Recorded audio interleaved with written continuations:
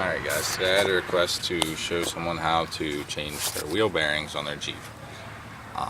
It's basically the same process for both an XJ and ZJ, Cherokee or Grand Cherokee. First off, you want to loosen all the lug nuts, get your tire off. Next step, it's pretty self-explanatory, goes the same way it comes off, it'll go back on. There's two bolts right back here on this brake caliper. You don't have to take the bracket off.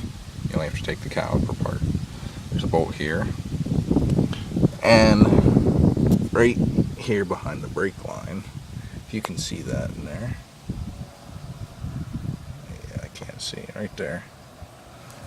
Take those out, and the next, you'll just pull this off with the caliper off. Alright guys, the caliper off now. I also just slid off the brake rotor, slides right off. Tip, take your brake rotor, slide it back into your caliper a little bit, keep the gap, so if for whatever reason you have to hit the brakes, it keeps the gap so you don't have to fight with them trying to compress the caliper to fit it back on.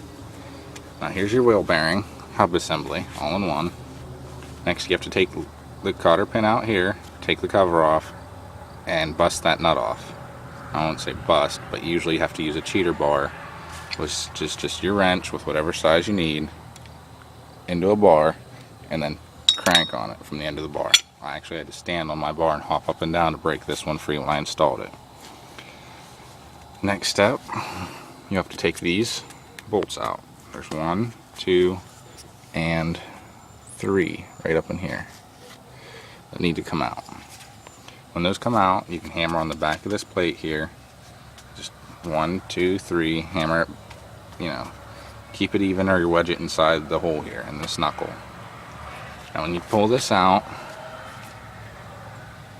there's the drive shaft here is going to want to come up with it.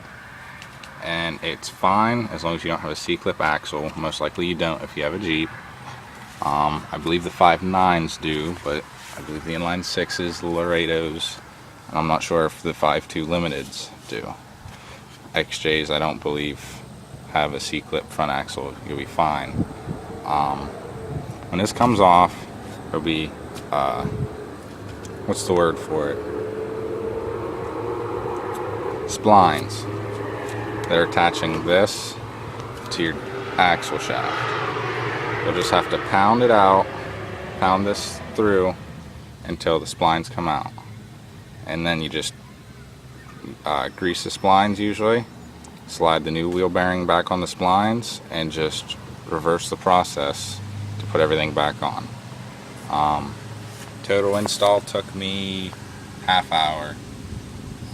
Basically just remember the way it came off, it goes back on the same way, and that's how you change your wheel bearing on most Jeeps. Have a good one guys.